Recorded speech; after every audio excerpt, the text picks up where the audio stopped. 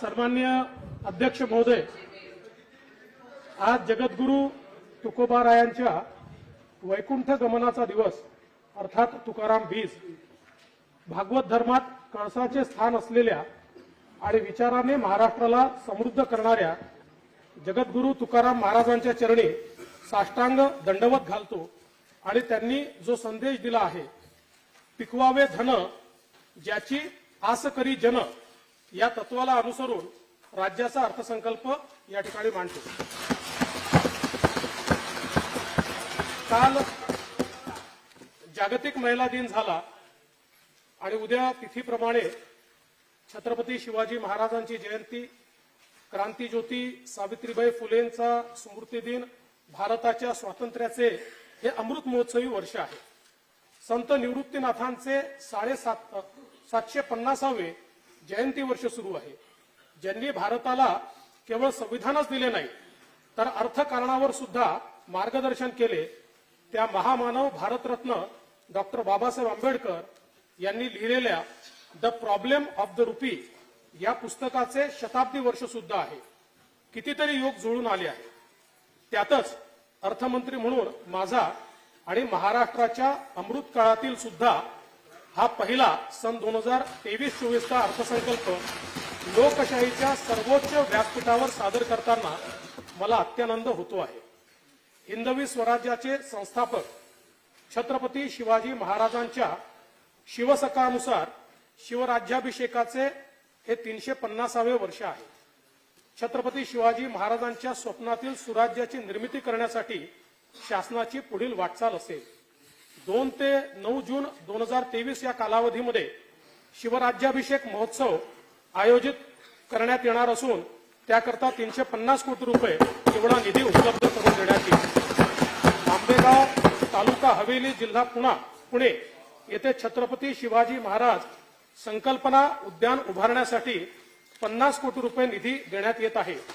याच धर्तीवर मुंबई, अमरावती, नाशिक, छत्रपती संभाजीनगर आणि नागपूर येथे दृकश्राव्य माध्यम सुविधेसह सार्वजनिक उद्याने विकसित करण्यात येतील। या उद्यानांमध्ये छत्रपती शिवाजी महाराजांची जीवनगाथा प्रदर्शित करण्यात येईल। यासाठी 250 कोटी रुपये निधी देण्यात येईल। छत्रपती शिवाजी महाराजांचे जन्मस्थान किल्ले शिवनेरीवर महाराजांच्या जीवन चरित्रावर संग्रहालय उभारण्यात येईल। शिवकालीन किल्ल्यांच्या संवर्धनाकरता 300 कोटी रुपये निधी उपलब्ध करून देण्यात येईल। भारत विकसित राष्ट्र व्हावे हा माननीय पंतप्रधान महोदयांचा निर्धार असून त्या दृष्टीने 2027 पर्यंत भारताच्या अर्थव्यवस्थेचे आकारमान 5 ट्रिलियन व्हावे हे त्यांचे उद्दिष्ट आहे। त्यात $1 ट्रिलियन वाटा महाराष्ट्राचा असावा असा आमचा संकल्प आहे। यासाठी आर्थिक सल्लागार परिषदेची स्थापना करून त्यात उद्योग क्षेत्रातील प्रमुख व्यक्तींचा समावेश करण्यात आला आहे। राज्याच्या जलद आणि सर्वसमावेशी विकासासाठी नीती आयोगाच्या धर्तीवर महाराष्ट्र इन्स्टिट्यूशन फॉर ट्रान्सफॉर्मेशन मित्र ही संस्था स्थापन करण्यात आली आहे। केंद्र सरकारच्या यंदाच्या अर्थसंकल्पात महाराष्ट्रातील विविध प्रकल्पांसाठी 36,000 कोटीहून अधिकची तरतूद झाली। मी माननीय पंतप्रधान नरेंद्र मोदीजी यांचे महाराष्ट्राच्या जनतेच्या वतीने मनपूर्वक आभार मानतो। अमृत काळातील राज्याचा हा पहिला अर्थसंकल्प 5 ध्येयांवर आधारित असून पंचामृत असा आहे। ते पुढील प्रमाणे: पहिले अमृत शाश्वत शेती, समृद्ध शेतकरी; दुसरे अमृत महिला, आदिवासी, मागासवर्ग, ओबीसी सह सर्व समाज घटकांचा सर्वसमावेशक विकास; तिसरे अमृत भरीव भांडवली गुंतवणुकीतून पायाभूत सुविधा विकास; चौथे अमृत रोजगार निर्मिती, सक्षम कुशल रोजगारक्षम युवा; पाचवे अमृत पर्यावरण पूरक विकास। मी आता पहिल्या अमृताकडे जातो, शाश्वत शेती, समृद्ध शेतकरी। जगद्गुरु तुकाराम महाराज म्हणतात, एका बीजा केला नास मग भोगिले कणीस। एक बीज पेरले की त्यातून असंख्य कणस तयार होतात। आज मात्र हवामान बदल, अवकाळी, अवर्षण अशा असंख्य समस्यांनी अन्नदाता ग्रासला आहे। शाश्वत शेतीसाठी अनेक उपाय होत असले तरी त्याला हक्काच्या मदतीची हमी आवश्यक आहे. कायम शेतकऱ्यांच्या पाठीशी उभे राहण्याचीच आमची भूमिका आहे. यावर्षी अडचणीत असलेल्या कांदा उत्पादक शेतकऱ्यांना आवश्यक ती मदत केली जाईल. अन्नदाता बळीराजाच्या उत्पन्न वाढीसाठी माननीय पंतप्रधानांच्या संकल्पनेतून साकारलेला प्रधानमंत्री कृषी सन्मान निधी योजनेत राज्य शासनाच्या अनुदानाची भर घालणारी नमो शेतकरी महासन्मान निधी ही योजना मी जाहीर करतो. या योजनेत केंद्र सरकारच्या प्रतिवर्ष प्रति शेतकरी 6,000 रुपयात राज्य सरकार आणखी 6,000 रुपयाची भर घालेल. त्यामुळे राज्यातील शेतकऱ्यांना 12,000 रुपये प्रतिवर्षी मिळतील. याचा लाभ 1,15,00,000 शेतकरी कुटुंबांना त्या ठिकाणी होणार आहे. यासाठी सन 2023-24 मध्ये 6,900 कोटी रुपये इतका नियतव्यय प्रस्तावित आहे. केंद्र सरकारच्या 2016च्या प्रधानमंत्री पीक विमा योजनेत विमा हप्त्याच्या 2% रक्कम शेतकऱ्याने भरण्याची तरतूद आहे. आता हा भार सुद्धा शेतकऱ्यावर न ठेवता त्याच्या हिस्स्याचा विमा हप्ता राज्य सरकार भरेल. शेतकऱ्यांना केवळ 1 रुपया भरून प्रधानमंत्री पीक विम्याच्या पोर्टलवर नोंदणी करता येईल. या योजनेत वार्षिक 3,312 कोटी रुपये तरतूद राज्य शासनाकडून करण्यात येईल. महात्मा ज्योतिराव फुले शेतकरी कर्जमुक्ती योजनेत गेल्या 2 अर्थसंकल्पात जाहीर झालेल्या पण न दिलेल्या नियमित पीक कर्ज परतफेड करणाऱ्या शेतकऱ्यांना 50,000 रुपयापर्यंत प्रोत्साहनपर लाभ देण्यात आला आहे. 15 फेब्रुवारी 2023 पर्यंत 12,84,000 पात्र खातेधारकांच्या बँक खात्यात 4,683 कोटी रुपये थेट देण्यात आले आहेत. शेतीच्या शाश्वत विकासासाठी सर्वसमावेशकता अत्यंत गरजेची आहे. म्हणून महाकृषी विकास अभियान योजना मी जाहीर करतो. यात पीक फळपीक या मूलभूत घटकाच्या उत्पादनापासून तर मूल्यवर्धनापर्यंतची प्रक्रिया तसेच तालुका जिल्हानिहाय शेतकरी गट समूहांसाठी एकात्मिक पीक आधारित प्रकल्प आराखडा तयार केला जाईल. यातून शेतकऱ्यांच्या उत्पन्नात भरीव वाढ होईल. आगामी 5 वर्षात या योजनेकरता 3,000 कोटी रुपये उपलब्ध करून दिले जातील. आमच्या सरकारने 2017 साली छत्रपती शिवाजी महाराज शेतकरी सन्मान योजना सुरू केली होती. मधल्या काळात अनेक लाभार्थ्यांना या योजनेचे लाभ देण्यात आले नाहीत. छत्रपती शिवाजी महाराज शेतकरी सन्मान योजनेच्या उर्वरित पात्र शेतकऱ्यांना त्यांचे लाभ देण्यात येतील. धान विक्रीवर प्रति क्विंटल बोनस देण्याची पद्धत प्रचलित आहे. आता नवीन योजनेद्वारे धानाची विक्री न तपासता 7/12च्या नोंदीवरील लागवडीच्या क्षेत्र प्रमाणात धान उत्पादक शेतकऱ्यांना खरीप हंगाम 2022-23 साठी डीबीटीद्वारे 2 हेक्टरच्या मर्यादेत प्रति हेक्टरी 15,000 रुपये प्रोत्साहनपर रक्कम देण्याचा निर्णय घेण्यात आला आहे. जून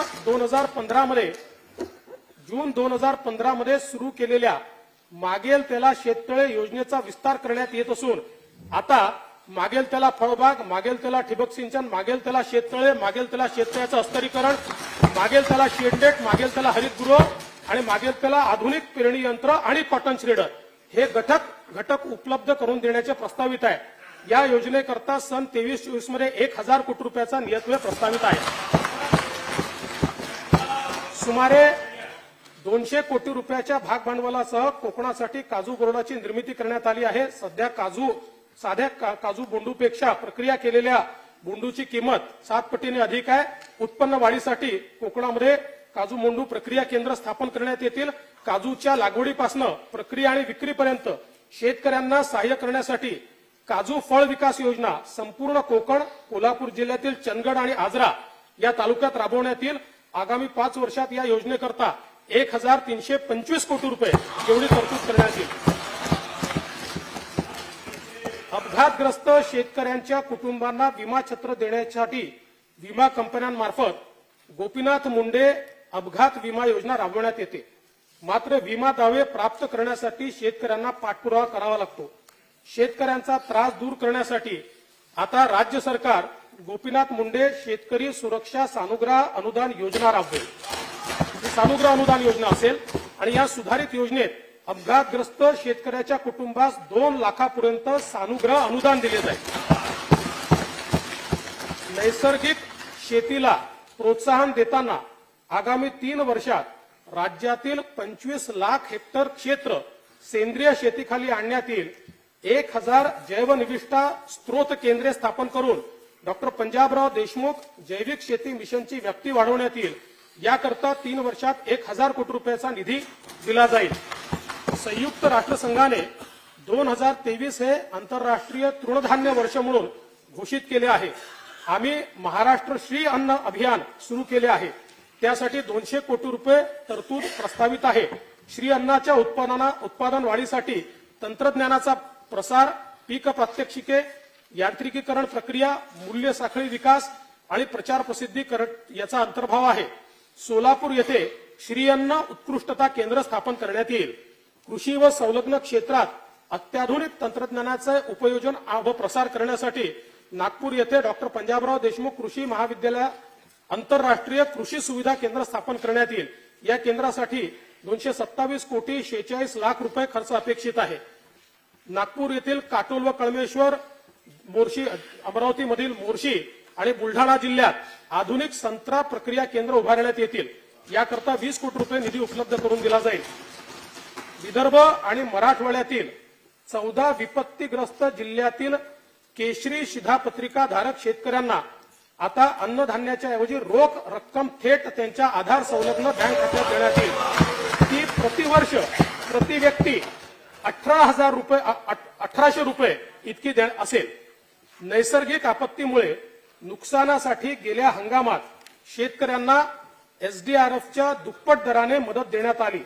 बाधित शेतकऱ्यांना 7093 कोटी रुपये निधी वितरित करण्यात आला। यापूर्वी निकषात नसणाऱ्या सततच्या पावसासाठी मदत मिळत नसे, पण आता ती वर्गवारी करून शेतपीक नुकसानीसाठी ठराविक निकषाने मदत देण्यात येईल।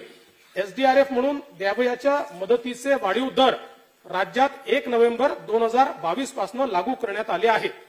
नैसर्गिक आपत्तीमुळे झालेल्या नुकसानीचे पंचनामे वेळेत व्हावेत म्हणून पंचनाम्याबद्दल शेतकऱ्यांच्या तक्रारी येऊ नयेत यासाठी मानवी हस्तक्षेप टाळून माहिती तंत्रज्ञानाची मदत घेऊन मोबाईलद्वारे ई पंचनामा करण्यात येईल। शेतकऱ्यांना पारदर्शक पद्धतीने व तातडीने मदत मिळावी याकरता सर्वेक्षणासाठी उपग्रहाची व ड्रोनची मदत घेऊन संगणकीय प्रणाली वापरली जाईल। कृषी उत्पन्न बाजार समिती असलेल्या ठिकाणी शेतकरी बांधवांना मुक्कामासाठी राष्ट्रसंत तुकडोजी महाराज शेतकरी भवन बांधण्यात येतील। तसेच त्यांच्या जेवणाच्या सोयीसाठी शिवभोजन थाळी त्या ठिकाणी उपलब्ध करून देण्यात येईल। सन 23-24 या वर्षाकरता कार्यक्रम खर्चाकरता कृषी विभागास 3339 कोटी रुपये, मदत व पुनर्वसन विभागास 584 कोटी रुपये, सहकार व पणन विभागास 1106 कोटी रुपये, फलोत्पादन विभागास 648 कोटी रुपये, अन्न व नागरी पुरवठा विभागास 481 कोटी रुपये नियतव्यय प्रस्तावित आहे। देशी गोवंशाचे संवर्धन, संगोपन व संरक्षण व्हावे म्हणून देशी गोवंशाच्या संवर्धनासाठी भ्रूण बाह्य फलन व प्रत्यारोपणाच्या सुविधेत वाढ करण्यात येईल। तसेच अस्तित्वातील कायद्याची योग्य अंमलबजावणी व संनियंत्रण करण्यासाठी महाराष्ट्र गोसेवा आयोगाची स्थापना करण्यात येईल। आयोगाकडून गोवर्धन गोवंश सेवा केंद्र योजना आणि गोमय मूल्यवर्धन योजना ही नवीन योजना राबवण्यात येईल। विदर्भ मराठवाड्यातील 11 जिल्ह्यांमध्ये दुग्ध विकास प्रकल्पाचा दुसरा टप्पा राबवण्यासाठी सन 2023-24 मध्ये 160 कोटी रुपयाचा नियतव्यय प्रस्तावित करण्यात आला आहे। अहमदनगर जिल्ह्यात नवीन पशुवैद्यकीय महाविद्यालय स्थापन करण्यात येईल। राजे यशवंतराव होळकर महामेष योजनेअंतर्गत मेंढी पालनासाठी अनुदान देण्यात येते। या योजनेची प्रभावी अंमलबजावणी करण्यासाठी भरीव निधी देण्यात येईल। राष्ट्रीय सहकार विकास महामंडळाकडून राज्यातील धनगर व तत्सम जमातीतील लाभार्थ्यांना मेंढी शेळी पालनाकरता 10,000 कोटी रुपयांचे बिनव्याजी कर्ज उपलब्ध करून देण्याची साठी महाराष्ट्र मेंढी व शेळी सहकार विकास महामंडळाची स्थापना करण्यात येईल। या महामंडळाचे मुख्यालय अहमदनगर या ठिकाणी राहील।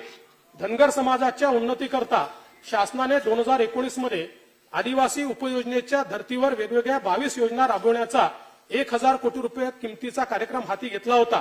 सदर कार्यक्रम पूर्ण करण्यासाठी आवश्यक तो निधी सर्वसाधारण योजनेतनं, आदिवासी योजनेतनं नाही, सर्वसाधारण योजनेतनं उपलब्ध करून देण्यात येईल। या योजनांचे संनियंत्रण मंत्रिमंडळाने प्राधिकृत केलेली शक्ती प्रदत्त समिती करेल। प्रकल्पबाधित मच्छीमारांना नुकसान भरपाई देण्यासाठी सर्वसमावेशक धोरण करणारे महाराष्ट्र हे पहिले राज्य आहे। प्रकल्पामुळे विस्थापित तसेच तात्पुरत्या प्रभावित मच्छीमार कुटुंबांच्या कल्याणासाठी प्रकल्पाच्या 2% किंवा कमाल 50 कोटी रुपये रकमेचा मत्स्य विकास कोष स्थापन करण्यात येईल। मच्छीमारांना डिझेल अनुदानासाठी यांत्रिक नौकेच्या कमाल 120 अश्वशक्तीच्या इंजिनाची मर्यादा होती। ही मर्यादा आता शासनाने काढून टाकली असून त्यामुळे 85,000 अधिकच्या मच्छीमार बांधवांना आता या योजनेचा लाभ मिळेल आणि अनुदानाचा वर्षानुवर्ष असलेला अनुशेष यावरची पूर्णता दूर करण्यात येईल आणि त्याकरता 269 कोटी रुपयाची तरतूद ही प्रस्तावित केलेली आहे। केंद्र शासनाच्या मदतीने या वर्षापासून पारंपरिक मासेमारी करणाऱ्या मच्छीमार बांधवांसाठी 5 लाख रुपये विमा छत्राची योजना सुरू करण्यात येईल। सन 2023-24 या वर्षासाठी कार्यक्रम खर्चाकरिता पशुसंवर्धन, दुग्ध व्यवसाय व मत्स्य व्यवसाय विभागास 508 कोटी रुपये नियतव्यय प्रस्तावित आहे। मुख्यमंत्री सौर कृषी वाहिनी योजनेअंतर्गत खासगी पडीक जमीन ऊर्जा कंपन्यांना भाडेपट्ट्याने उपलब्ध करून देताना त्या वर्षाच्या निर्धारित केलेल्या किमतीच्या 6% किंवा प्रतिवर्ष 75,000 रुपये प्रति हेक्टर यापैकी जी रक्कम जास्त असेल त्या दराने वार्षिक भाडेपट्टा शेतकऱ्यांना देण्यात येईल। शेतकऱ्यांना दिवसा वीज पुरवठा होण्यासाठी आगामी 3 वर्षांमध्ये 30% कृषी वीज वाहिन्यांचे सौर ऊर्जीकरण करण्यात येणार असून सुमारे 9.5 लाख शेतकऱ्यांना याचा लाभ होईल। तसेच पंतप्रधान कुसुम योजनेतून पुढील वर्षात 1.5 लाख शेतकऱ्यांना सौर कृषी पंप लावण्यात येतील। प्रलंबित असलेल्या 86,073 कृषी पंप अर्जदारांना वीज जोडण्या तात्काळ देण्यात येतील। उपसा जलसिंचन योजनेतील शेतकऱ्यांना वीज दरात सवलतीची मुदत मार्च 2023 पर्यंत होती, या सवलतीस मार्च 2024 पर्यंत मुदतवाढ देण्यात येईल। विद्युत ट्रान्सफॉर्मर्स नादुरुस्त असल्यामुळे अनेक शेतकरी बांधवांना पाणी असूनही योग्य वेळेत पिकांना संरक्षित सिंचन मिळत नाही, परिणामी उत्पन्नात घट होते। नादुरुस्त ट्रान्सफॉर्मर्स तात्काळ बदलण्यासाठी निरंतर वीज योजना सुरू करण्यात येईल आणि त्यामध्ये ट्रान्सफॉर्मर करता राज्य शासनाच्या वतीनं अनुदान दिलं जाईल। उत्तर कोकणातील नार, पार, अंबिका, औरंगा, दमणगंगा, वैतरणा व उल्हास नद्यांच्या उपखोऱ्यातील वाहून जाणारे पाणी हे मुंबई शहर आणि गोदावरी खोऱ्यातील तूट दूर करण्याकरता नदीजोड प्रकल्प राज्य शासनाच्या निधीतून हाती घेण्यात येतील। या प्रकल्पाचा फायदा मराठवाड्यासहित उत्तर महाराष्ट्रातील नाशिक, नगर, जळगाव या जिल्ह्यांना होईल। वैनगंगा खोऱ्यातील पावसाळ्यात वाहून जाणारे पाणी वैनगंगा, नळगंगा, पैनगंगा नदीजोड प्रकल्पातून विदर्भातील नागपूर, वर्धा, अमरावती, यवतमाळ, अकोला, बुलढाणा व वाशिम या जिल्ह्यातील अवर्षण प्रवण क्षेत्रात वळवण्यात येईल। याबाबतच्या सर्व आवश्यक मान्यता देऊन प्रकल्पासाठी विशेष निधीची उभारणी करून लवकरात लवकर ही कामे सुरू करण्यात येतील। तापी खोऱ्यातील नैसर्गिक भूमिगत विस्तीर्ण पाणी साठ्याची पातळी दिवसेंदिवस खाली चालली आहे। पश्चिम विदर्भ आणि उत्तर महाराष्ट्राच्या सिंचनाच्या दृष्टीने महत्वपूर्ण असलेल्या तापी महापुनर्भरण प्रकल्पाच्या मंजुरीसाठी केंद्र सरकारकडे पाठपुरावा करण्यात येईल। धाराशिव व बीड जिल्ह्यातील 133 गावांना कृष्णा मराठवाडा सिंचन प्रकल्पाचा लाभ होणार आहे। या प्रकल्पासाठी 11,626 कोटी रुपयांची सुधारित प्रशासकीय मान्यता देण्यात आली आहे। राज्यातील प्रगतीपथावरील 268 सिंचन प्रकल्पापैकी सन 23-24 मध्ये 39 प्रकल्प पूर्ण करण्याचे नियोजन आहे। आमच्या शासनाने मागील 6 महिन्यात 27 प्रकल्पांना सुधारित प्रशासकीय मान्यता दिली आहे। प्रधानमंत्री कृषी सिंचन योजनेतील मंजूर 27 प्रकल्पांपैकी 9 प्रकल्प आता पूर्ण झाले असून सन 23-24 मध्ये 6 प्रकल्प पूर्ण करण्यात येतील। बळीराजा जलसंजीवनी योजनेतील मंजूर 91 प्रकल्पांपैकी 23-24 मध्ये 24 प्रकल्प पूर्ण करण्यात येतील। गोसीखुर्द राष्ट्रीय प्रकल्पास सन 23-24 मध्ये 1500 कोटी रुपये निधी उपलब्ध करून देण्यात येईल. हा प्रकल्प जून 2024 पर्यंत पूर्ण करण्याचे नियोजित केले आहे. कोकणामध्ये सिंचनाच्या सोयी सुविधा निर्माण करण्याकरता एक विशेष कृती कार्यक्रम हाती घेण्यात येईल. तसेच खारभूमी बंधाऱ्यांच्या कामांना गती दिली जाईल. सन 2023-24 या वर्षासाठी कार्यक्रम खर्चाकरता जलसंपदा, लाभक्षेत्र विकास व खारभूमी विकास विभागास 15,066 कोटी रुपये नियतव्यय प्रस्तावित आहे. मराठवाड्याच्या दुष्काळ मुक्तीसाठी सिंचन, पिण्याच्या पाण्याच्या सततच्या समस्येवर मात करण्यासाठी छत्रपती संभाजीनगर जिल्ह्यात गंगापूर, वैजापूर व पैठण तालुक्यात जायकवाडी धरणातनं, बीड व लातूर जिल्ह्याकरता जायकवाडी, माजलगाव, ऊर्ध्व मनार या धरणातनं, धाराशिव जिल्ह्यासाठी उजनी, सीना, कोळेगाव, निम्न तेरणा धरणातनं प्रथम, द्वितीय व तृतीय वॉटर ग्रीड निर्माण करण्याची कारवाई सुरू आहे. हर घर जल योजनेअंतर्गत मराठवाडा वॉटर ग्रीडचा प्रस्ताव केंद्र शासनाच्या मान्यतेकरता पाठवण्यात आला आहे. जलजीवन मिशन अंतर्गत 2023-24 मध्ये 17,72,000 कुटुंबांना नळ जोडणी देण्याचे प्रस्तावित असून सुमारे 20,000 कोटी रुपये नियतव्यय याकरता प्रस्तावित आहे. राज्यातील सर्व शहरे जलशाश्वत करण्यासाठी सुवर्ण जयंती नगरोत्थान महाअभियानातून पाणी पुरवठा प्रकल्प हाती घेण्यात येतील. स्वच्छ महाराष्ट्र अभियानातून 1,656 MLD क्षमतेचे मलनिस्सारण प्रकल्प, 10,000 किलोमीटर मलजल वाहिनी, 4,55,00,000 मेट्रिक टन साठलेल्या कचऱ्यावर प्रक्रिया करण्याचे प्रकल्प हाती घेण्यात येतील. 22 नागरी स्थानिक स्वराज्य संस्थांना 124 यांत्रिक रस्ता सफाई वाहने उपलब्ध करून देण्यात येतील. ग्रामीण भागातील घनकचरा व सांडपाणी व्यवस्थापनाअंतर्गत 15,146 गावांमधील कामे पूर्ण करण्यात येतील. सन 23-24 मध्ये या वर्षासाठी कार्यक्रम खर्चासाठी पाणी पुरवठा व स्वच्छता विभागास 3,545 कोटी रुपये इतका नियतव्यय प्रस्तावित केला आहे. यावर्षी अल निनोच्या परिणामामुळे मान्सूनचा पाऊस सरासरीपेक्षा कमी होण्याची शक्यता वर्तवली जात आहे. त्यामुळे पावसाचा प्रत्येक थेंबातून जलसंवर्धन आवश्यक आहे. 2015 ते 19 या काळात 22,500 गावांमध्ये जलयुक्त शिवार अभियान राबवण्यात आले. 20,544 गावे जलस्वयंपूर्ण होऊन 27 लाख सहस्त्र घनमीटर पाणी साठा क्षमता निर्माण झाली. 29 लाख हेक्टर शेतीला संरक्षित सिंचन सुविधा मिळाली. अफाट लोकप्रिय आणि यशस्वी ही योजना गेल्या काळात बंद करण्यात आली. शेतकऱ्याच्या कल्याणासाठी आता पुन्हा जलयुक्त शिवार योजना 2 प्रारंभ करून 5,000 गावांमध्ये ती राबवण्यात येईल. 2017 मध्ये प्रारंभ करण्यात आलेल्या गाळमुक्त धरण गाळयुक्त शिवार योजनेतून 8,500 जलसाठ्यातून 7 कोटी घनमीटर गाळ काढण्यात आला. 12,500हून अधिक गावात 66,000 पेक्षा अधिक शेतकऱ्यांच्या शेतात तो टाकण्यात आला. त्यामुळे शेतीच्या उत्पादकतेत वाढ आणि धरणाच्या साठवण क्षमतेत भरीव वाढ असे दुहेरी उद्देश सफल झाले. जलसाठ्यांमधून अजून 44 कोटी घनमीटर गाळ असल्याचा अंदाज आहे. या योजनेस पुढील 3 वर्षासाठी मुदतवाढ देण्यात येते आहे. सन 2023-24 मध्ये कार्यक्रम खर्चाकरता मृदू व जलसंधारण विभागास 3,886 कोटी रुपये इतका निधी प्रस्तावित आहे. प्रथम अमृत शाश्वत शेती समृद्ध शेतकरी या कार्यक्रम खर्चाकरता एकूण 29,163 कोटी रुपयाची तरतूद उपलब्ध करून देण्यात येत आहे. आता मी पंचामृतापैकी द्वितीय अमृतकडे वळतो. द्वितीय अमृत महिला, आदिवासी, मागासवर्ग, ओबीसी या सर्व समाज घटकांचा सर्वसमावेशक विकास. अध्यक्ष महोदय, काल 8 मार्च रोजी जागतिक महिला दिन साजरा करण्यात आला. राष्ट्राची प्रगती ही महिला सक्षमीकरणाच्या आधारे ठरवली जाते. त्यासाठी आम्ही 4थे सर्वसमावेशक महिला धोरण घोषित करणार आहोत. जगद्गुरू तुकाराम महाराज म्हणतात, लाडकी लेक मी संताची, मजवरी कृपा बहुतांची. मुलींच्या सक्षमीकरणाकरता लेक लाडकी ही नवीन योजना सुरू करण्यात येईल. पिवळ्या व केशरी रेशन कार्ड धारक कुटुंबातील मुलीच्या जन्मानंतर 5,000 रुपये, इयत्ता 4थीत 4,000 रुपये, 6वीत 6,000 रुपये, 11वीत 8,000 रुपये अनुदान दिले जाईल.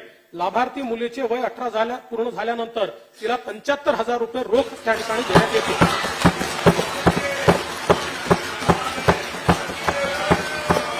अध्यक्ष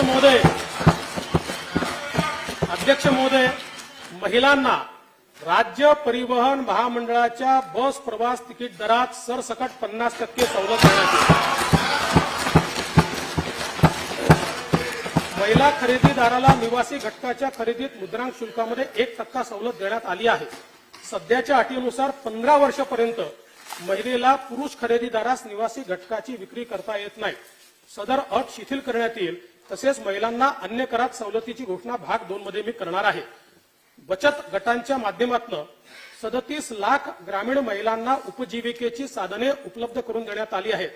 बचत गटांच्या माध्यमातून लातूर जिल्ह्यामध्ये बांबू क्लस्टर, कोल्हापूर जिल्ह्यामध्ये कोल्हापुरी चप्पल क्लस्टर हे विकसित करण्यात येईल.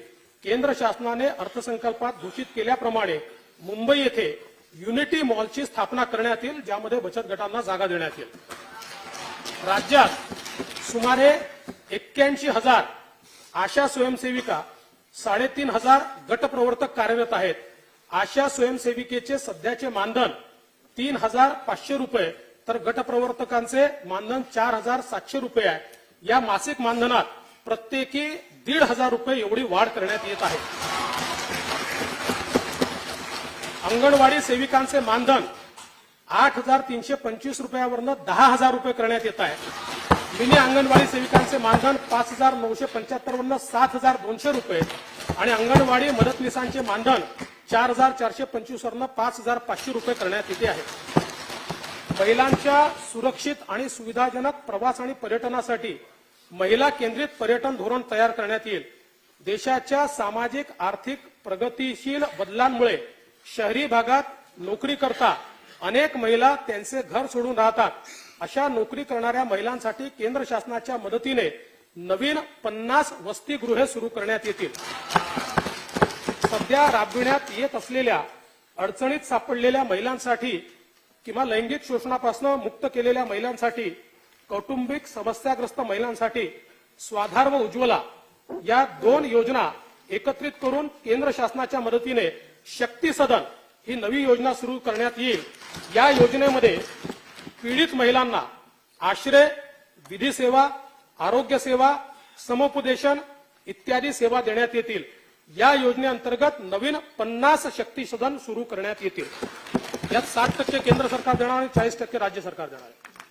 महिलांच्या आरोग्यासाठी माता सुरक्षित तर घर सुरक्षित अभियानाअंतर्गत 4 कोटी महिला व मुलींची आरोग्य तपासणी व औषधोपचार करण्यात येतील. राज्यातील अंगणवाडी, मिनी अंगणवाडी सेविका, मदतनीस यांची रिक्त असलेली सुमारे 20,000 पदे भरण्यात येतील. सन 23-24 वर्षासाठी कार्यक्रम खर्चाकरता महिला व बाल विकास विभागास 2,843 कोटी रुपये नियतव्यय प्रस्तावित आहे. आता मी आरोग्याच्या दृष्टीने अत्यंत महत्वाची घोषणा करतो आहे. महात्मा ज्योतिराव फुले जनआरोग्य योजनेत उपचाराची मर्यादा वार्षिक 1.5 लाखावरनं 5 लाख रुपये करण्यात येईल.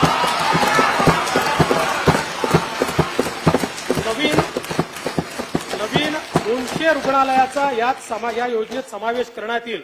तसेच मूत्रपिंड प्रत्यारोपण शस्त्रक्रियांच्या दरात 2.5 लाख रुपयावरनं 4 लाख रुपये इतकी वाढ करण्यात येईल. मुंबईमध्ये हिंद हृदय सम्राट स्वर्गीय बाळासाहेब ठाकरे यांच्या नावे आपला दवाखाना उपक्रम आपण सुरू केला. त्याला प्रचंड प्रतिसाद लाभला.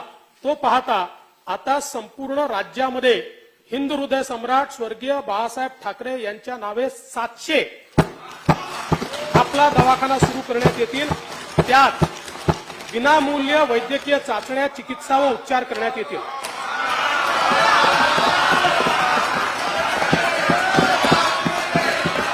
सन 2023-24 या वर्षासाठी कार्यक्रम खर्चाकरिता सार्वजनिक आरोग्य विभागास 3,501 कोटी रुपये नियतव्यय प्रस्तावित आहे. आमचे सरकार कायम अंत्योदयाचा विचार करणारे आहे.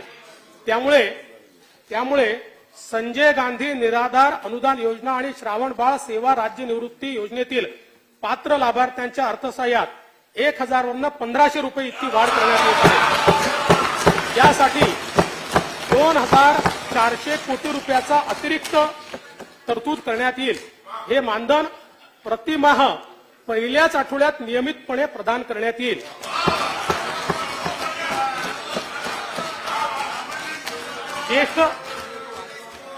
ज्येष्ठ नागरिकांकरता प्रत्येक महानगरपालिका क्षेत्रात विरंगुळा केंद्रे स्थापित करण्यात येतील। ज्येष्ठ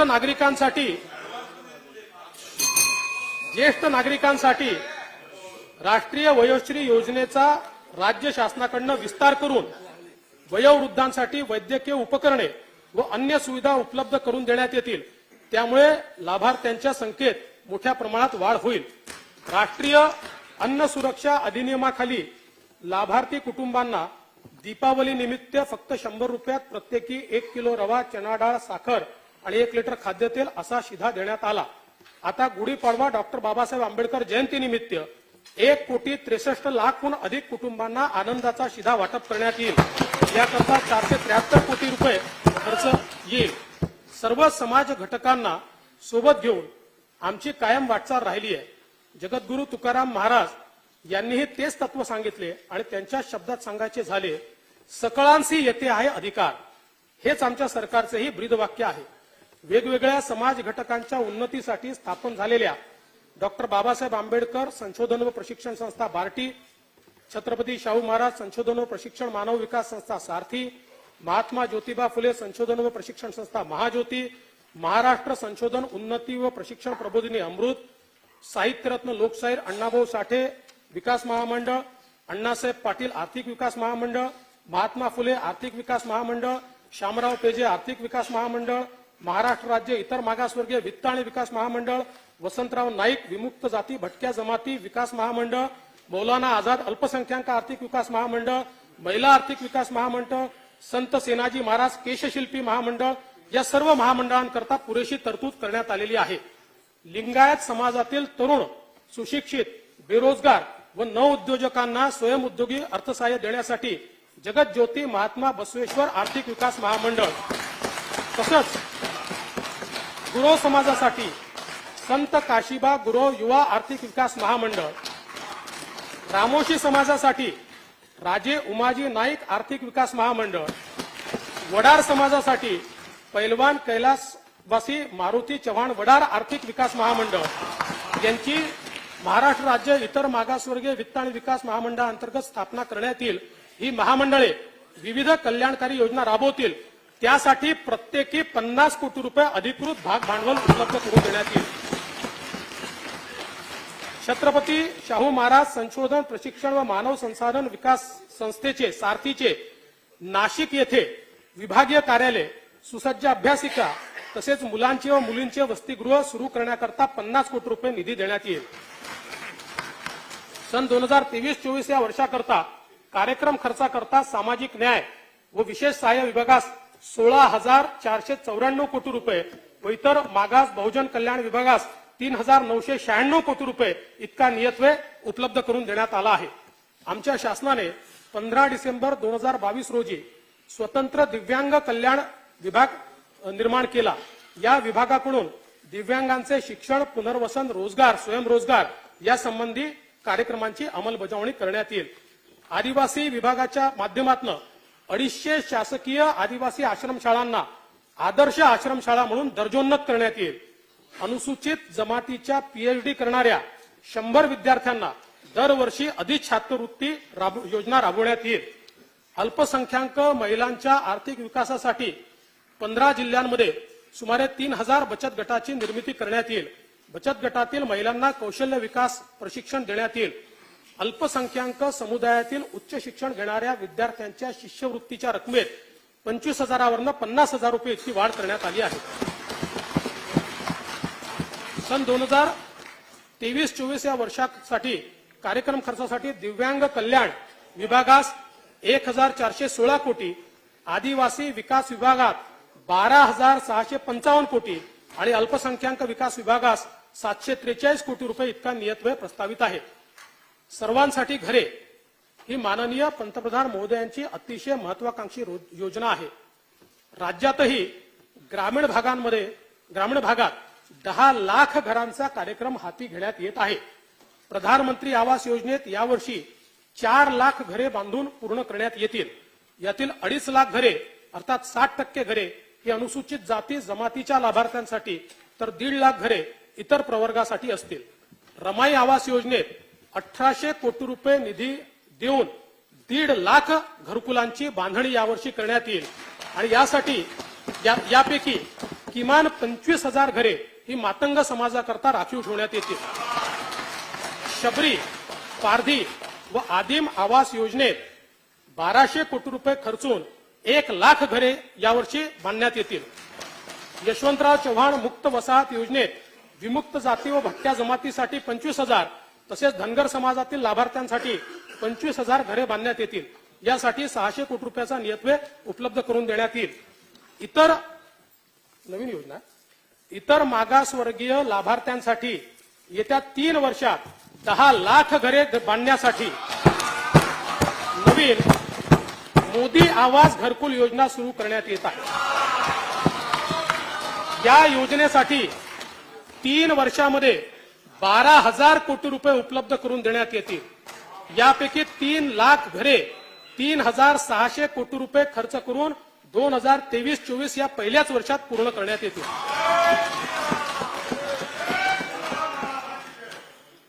असंघटित क्षेत्रातील 3 कोटीहून अधिक कामगारांना सामाजिक सुरक्षा व कल्याणकारी योजनांचा लाभ देण्यासाठी महाराष्ट्र राज्य असंघटित कामगार कल्याण मंडळ स्थापन करण्यात येईल.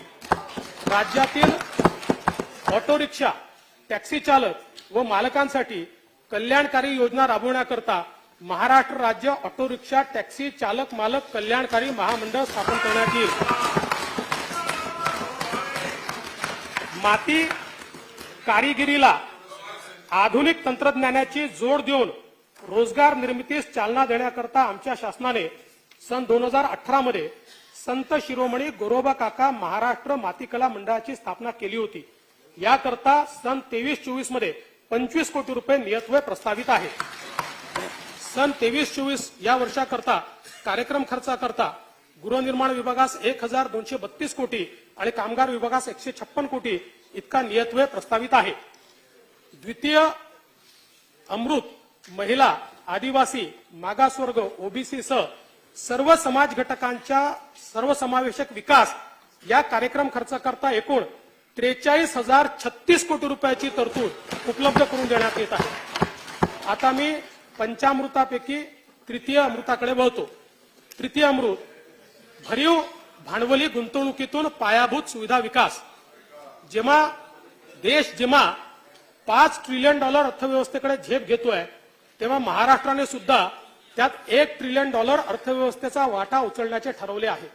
सन 2028-29 पर्यंत स्थूल देशांतर्गत उत्पन्नात 14.2% 20% इतकी झेप घेण्यासाठी पायाभूत सुविधा निर्मितीवर आमचा भर आहे. यातून राज्याचा समग्र विकास साध्य होणार आहे.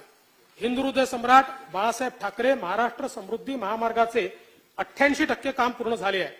यातील नागपूर ते शिर्डी या पहिल्या टप्प्याचे लोकार्पण माननीय पंतप्रधानांच्या हस्ते डिसेंबर 22 मध्ये झाले आहे. फेब्रुवारी 2023 पर्यंत 10 लाख वाहनांनी या मार्गाचा वापर केला आहे. आता या महामार्गाचा विस्तार करून सिंदखेड राजा नोड पासून शेगाव पर्यंत चौपदरी महामार्ग बांधण्यात येईल. वर्धा जिल्ह्यातील पवनार ते सिंधुदुर्ग जिल्ह्यातील पात्रादेवी असा नागपूर गोवा शीघ्र संचार द्रुतगती महामार्ग अर्थात महाराष्ट्र शक्तीपीठ महामार्गाचा तांत्रिक आणि वित्तीय सुसहाय्यता अहवाल तयार होतो आहे. 760 किलोमीटरच्या या महामार्गामुळे माहूर, तुळजापूर, कोल्हापूर, अंबाजोगाई ही शक्तीपीठे जोडली जाणार आहेत. औंढ्या नागनाथ, परळी वैजनाथ ही 2 ज्योतिर्लिंगे, नांदेड येथील तख्त सचखंड श्री हुजूर साहेब गुरुद्वारा, महाराष्ट्राचे आराध्य दैवत असलेल्या विठ्ठल रुक्माईचे पंढरपूर, कारंजा लाड, अक्कलकोट, गाणगापूर, नरसोबाची वाडी, औदुंबर ही तीर्थक्षेत्रेही जोडली जातील. हिंगोली, नांदेड, परभणी, बीड, लातूर, धाराशिव अशा 6 जिल्ह्यातनं जाणारा हा महामार्ग मराठवाड्यातील अर्थकारणाला भक्कम पाठबळ देईल. वर्धा, यवतमाळ, सोलापूर, सांगली, कोल्हापूर, सिंधुदुर्ग या जिल्ह्यांच्या विकासाला सुद्धा यातून एक मोठी चालना मिळेल. या प्रकल्पावर 86,300 कोटी रुपये एवढा खर्च अपेक्षित आहे. पुणे शहरातील वाहतूक कोंडी कमी करण्याच्या दृष्टीने सुमारे 27,000 कोटी रुपये खर्चून पुणे रिंग रोडचे काम सुरू आहे. सन 22-23 मध्ये 1,000 कोटी रुपये त्याला देण्यात आले आहेत. यावर्षी भूसंपादनासाठी पुरेसा निधी उपलब्ध करून देण्यात येईल. मुंबई पुणे द्रुतगती मार्गावरील खोपोली ते खंडाळा या घाट लांबीतील मिसिंग लिंकच्या बांधकामासाठी 6,695 कोटी रुपये सुधारित किमतीस मान्यता देण्यात आली आहे. या प्रकल्पाचे 60% काम पूर्ण झाले आहे. विरार ते अलिबाग हा 126 किलोमीटर लांबीची बहुउद्देशीय वाहतूक मार्गिका मल्टी मॉडेल लिंक ही अनेक राष्ट्रीय महामार्ग, नवी मुंबई आंतरराष्ट्रीय विमानतळ, जवाहरलाल नेहरू पोर्ट ट्रस्ट, मुंबई पारबंदर प्रकल्प, दिल्ली मुंबई राखीव माल वाहतूक मार्गिका आणि रेवस बंदराला जोडणारी महत्वाची मार्गिका आहे. यामध्ये बस जलद वाहतूक, मेट्रो रेल्वे, पाणी पुरवठा वाहिनी, वायू वाहिनी, सांडपाणी वाहिनी या सर्व बाबींचा समावेश आहे. प्रकल्पाचा अपेक्षित खर्च 40,000 कोटी असून सविस्तर प्रकल्प अहवाल व वित्तीय आराखडा तयार करण्याचे काम प्रगतीपथावर आहे. रायगड जिल्ह्यातील रेवस ते सिंधुदुर्ग जिल्ह्यातील रेडी या सागरी महामार्गाचे काम सुरू असून या प्रकल्पाचा एकूण खर्च 9,573 कोटी रुपये आहे. एशियाई विकास बँक प्रकल्प टप्पा 2 मध्ये सुमारे 4,000 कोटी रुपयातून 468 किलोमीटर लांबीची कामे, हायब्रिड एन्युटी भाग 2 अंतर्गत 90,000 कोटी रुपयातून 7,500 किलोमीटरच्या रस्ते विकासाची कामे हाती घेतली जातील. सन 2023-24 या वर्षात रस्ते आणि पूल यासाठी 14,225 कोटी रुपयाचा नियतव्यय प्रस्तावित असून यातून सुमारे 10,125 किलोमीटर लांबीचे रस्ते सुधारणा व 1,203 पूल व मोऱ्यांची कामे पूर्ण केली जातील. मुंबई पुणे यशवंतराव चव्हाण द्रुतगती महामार्ग तसेच हिंदुहृदय सम्राट बाळासाहेब ठाकरे महाराष्ट्र समृद्धी महामार्गावर राबविण्यात येत असलेल्या एकात्मिक वाहतूक व्यवस्थापन प्रणालीच्या धर्तीवर मुंबई कोल्हापूर ठाणे धुळे नाशिक पुणे सोलापूर बीड नागपूर चंद्रपूर नागपूर अमरावती घोडबंदर आचाळ आणि अहमदनगर पुणे अकोला वाशिम या महामार्गावरही ही प्रणाली राबवण्यात येईल. सन 2023-24 या आर्थिक वर्षात इतर जिल्हा मार्ग व ग्रामीण मार्ग या रस्त्यांची 3,000 कोटी रुपये किमतीची 4,500 किलोमीटरच्या लांबीची रस्ते सुधारण्याची कामे सार्वजनिक बांधकाम विभागाकडून हाती घेण्यात येत आहेत. प्रधानमंत्री ग्राम सडक योजनेचा टप्पा 3 अंतर्गत महाराष्ट्र राज्यासाठी सुमारे 6,500 किलोमीटर लांबीचे उद्दिष्ट देण्यात आले आहे. यापैकी 5,500 किलोमीटर लांबीच्या रस्त्यांची कामे प्रगतीपथावर आहेत. मुख्यमंत्री ग्राम सडक योजनेत रस्ते टिकाऊ व्हावे यासाठी रस्ते बांधताना सिमेंट कॉन्क्रीट तसेच नवीन तंत्रज्ञानाचा वापर केला जाईल.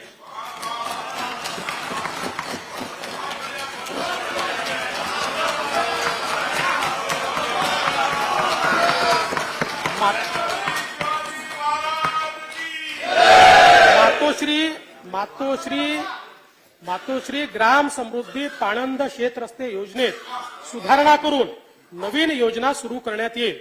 महाराष्ट्र राज्य पायाभूत सुविधा विकास महामंडळाची स्थापना करून विशेष मोहिमेद्वारे दवाखाने, प्राथमिक आरोग्य केंद्रे, शाळा, अंगणवाड्यांची बांधकामे प्राधान्याने करण्यात येतील.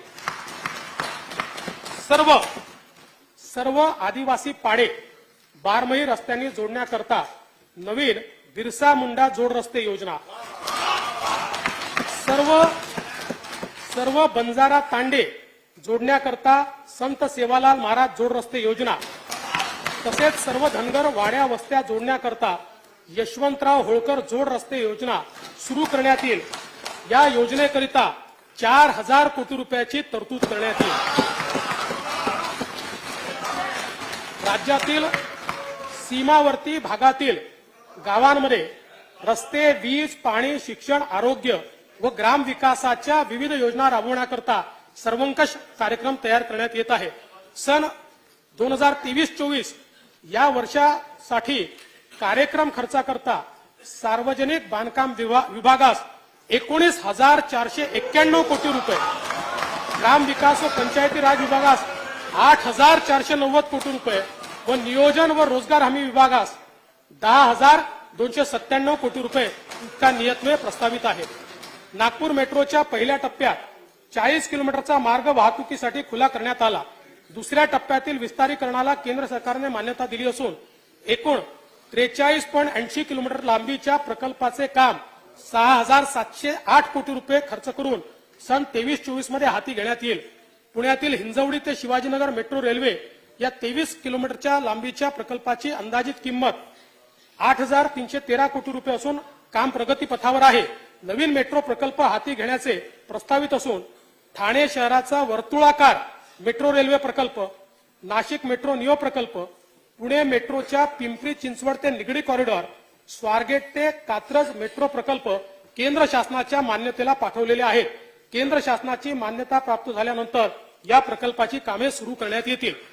केंद्र शासनाच्या अर्थसंकल्पात महाराष्ट्रातील रेल्वे प्रकल्पांसाठी यापूर्वी कधी झाली नाही एवढी 13,539 कोटी रुपयाची भरीव तरतूद करण्यात आली आहे। याबद्दल मी माननीय पंतप्रधान महोदयांचे राज्यातील जनतेच्या वतीने आभार मानतो। राज्याच्या ग्रामीण विशेषतः अविकसित भागात रेल्वे प्रकल्प गतीने पूर्ण करण्याचा शासनाचा मानस असून यापूर्वी बंद करण्यात आलेला 50% राज्य हिस्सा देण्याचे धोरण हे या राज्य शासनाने स्वीकारले आहे।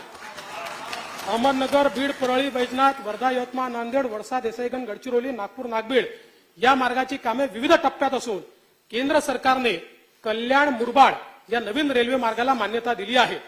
नाशिक पुणे या सेमी हायस्पीड रेल्वे प्रकल्पाला निधी उपलब्ध करून देण्यात येईल। सोलापूर, तुळजापूर, धाराशिव या 84 किलोमीटर नवीन ब्रॉडगेज मार्गासाठी राज्य हिस्सा म्हणून 452 कोटी रुपये देण्यात येतील।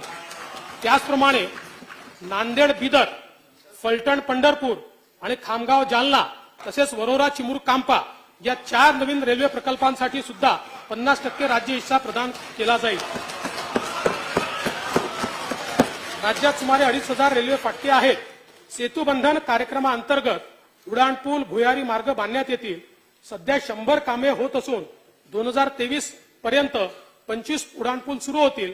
23-24 मध्ये आणखी 25 उड्डाणपूल सुरू करण्यात येतील। महाराष्ट्र राज्य मार्ग परिवहन महामंडळाच्या 100 बसस्थानकांच्या आधुनिकीकरण, दर्जावाढ आणि पुनर्बांधणीकरता सुमारे 400 कोटी रुपये रकमेची कामे हाती घेण्यात येतील।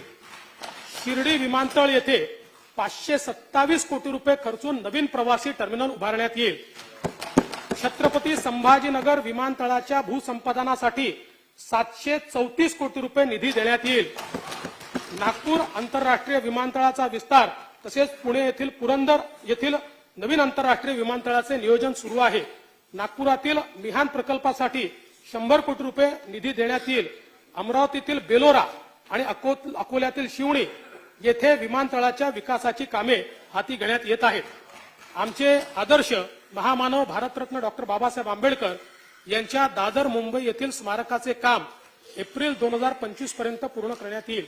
या कामासाठी 349 कोटी रुपये निधी शासनाने उपलब्ध करून दिला असून उर्वरित 741 कोटी रुपये निधी उपलब्ध करून देण्यात येईल। शिवाजी पार्क दादर येथील हिंदू हृदय सम्राट बाळासाहेब ठाकरे यांच्या स्मारकाच्या पहिल्या टप्प्याचे काम मे 2023 अखेर पूर्णत्वास जाईल। यासाठी राज्य शासनाकडून 351 कोटी रुपये उपलब्ध करून देण्यात येतील।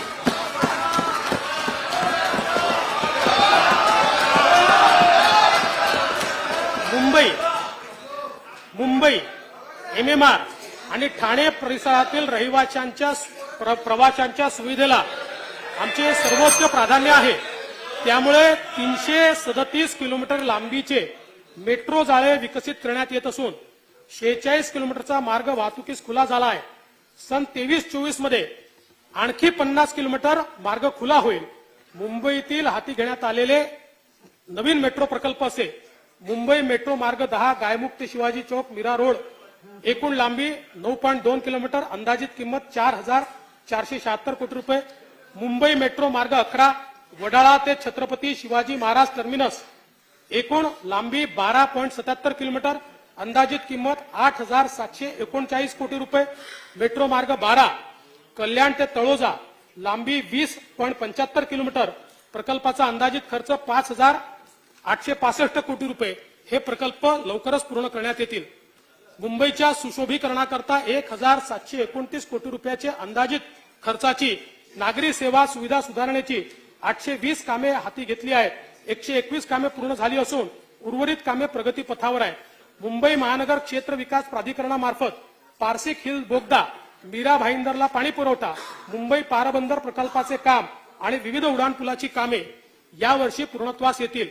मुंबई सभोवताल जलवाहतुकीसाठी ठाणे व वसई खाडी एकमेकाला जोडण्याचे 424 कोटी रुपये किमतीचे काम हाती घेण्यात येत आहे. गेटवे ऑफ इंडिया जवळ रेडिओ क्लब नजीक प्रवासी जलवाहतुकीसाठी जेटी आणि संबंधित सुविधा उभारण्याकरता 162 कोटी 20 लाख रुपये किमतीच्या प्रकल्पास मान्यता देण्यात आली आहे. त्यामुळे दक्षिण मुंबईहून कल्याण, डोंबिवली, ठाणे, वसई खाडी, नवी मुंबई अशी जलमार्गाने प्रवासी वाहतूक शक्य होणार आहे. सन 2023-24 या वर्षाकरता कार्यक्रम खर्चासाठी नगर विकास विभागास 9,725 कोटी रुपये, परिवहन व बंदरे विभागास 3,746 कोटी आणि सामान्य प्रशासन विभागास 1,310 कोटी रुपये इतका नियतव्यय प्रस्तावित आहे. तृतीय अमृत भरीव भांडवली गुंतवणुकीतून पायाभूत सुविधा विकास यासाठी कार्यक्रम खर्चाकरता एकूण 53,058 कोटी रुपये 55 लाख रुपयांची तरतूद करण्यात आली आहे. आता मी पंचामृतापैकी चतुर्थ अमृताकडे वळतो. चतुर्थ अमृत रोजगार निर्मिती, सक्षम कुशल रोजगारक्षम युवा. महाराष्ट्राचे नवीन लॉजिस्टिक धोरण तयार करण्यात येत आहे. भारताचे मध्यवर्ती केंद्र असलेल्या दळणवळणाच्या दृष्टीने संपूर्ण भारतातील वाहतुकीचे मध्यवर्ती ठिकाण असणाऱ्या नागपूर येथे 1,000 एकर जमिनीवर लॉजिस्टिक हब तयार करण्याचा शासनाचा मानस आहे.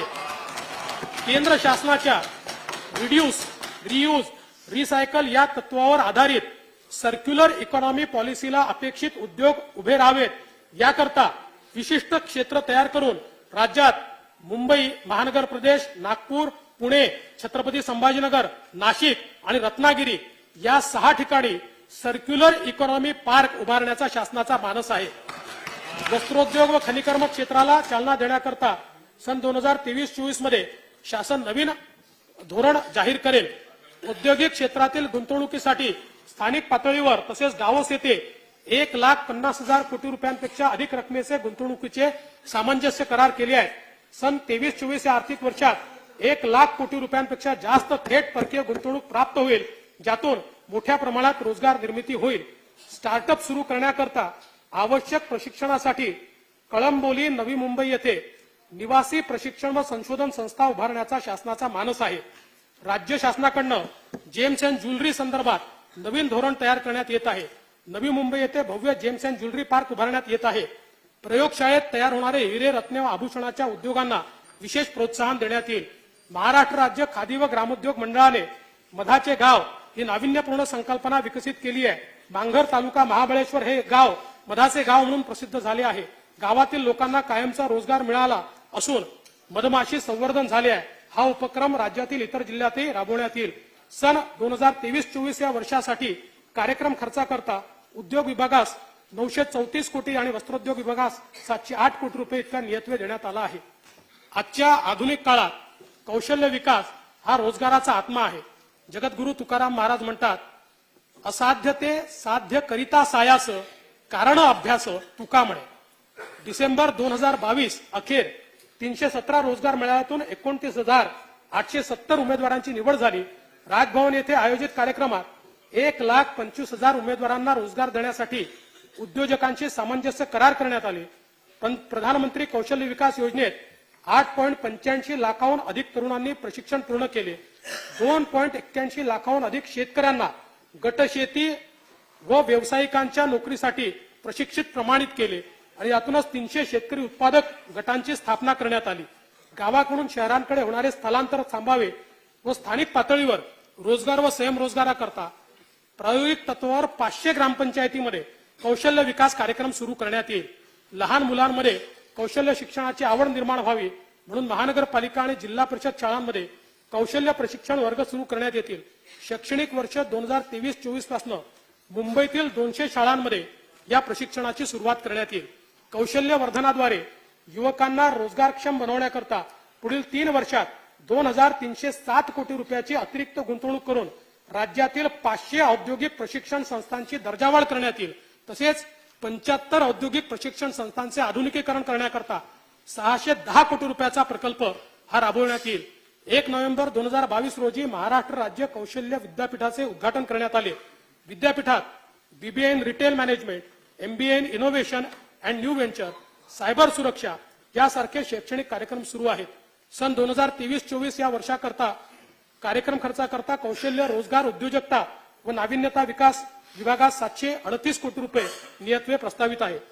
शालेय शिक्षण, उच्च शिक्षण, तंत्र शिक्षण, आदिवासी विकास विभाग, सामाजिक न्याय विभाग, दिव्यांग कल्याण विभाग, महिला व बाल विकास विभाग तसेच इतर मागास व बहुजन कल्याण विभागाच्या माध्यमातून अंगणवाडी ते उच्च शिक्षणासाठी 1,0866 कोटी रुपये गुंतवणूक करण्यात आली आहे. शिक्षणाचे महत्त्व लक्षात घेऊन या गुंतवणुकीत वाढ करून 2023-24 मध्ये 1,11,285 कोटी रुपये एवढा नियतव्यय प्रस्तावित केला आहे. म्हणजे सगळे मिळून शिक्षणावर आपण काय खर्च करतो हे याच्यातून आपल्या लक्षात येईल. पगार तर मुख्य आहेत त्याच्यात. भारतीय स्वातंत्र्याच्या अमृत महोत्सवी वर्षाचे औचित्य साधून शासनाच्या नियंत्रणाखालील आस्थापनांमध्ये रिक्त असलेली 75,000 पदे भरण्याची मोहीम आमच्या शासनाने हाती घेतली आहे. शिष्यवृत्तीच्या रकमेत 5वी ते 7वी करता 1,000 रुपयावरनं 5,000 रुपये आणि 8वी ते 10वी करता 1,500 रुपयावरनं 7,500 रुपये प्रतिवर्ष प्रति विद्यार्थी वाढ करण्यात येत आहे.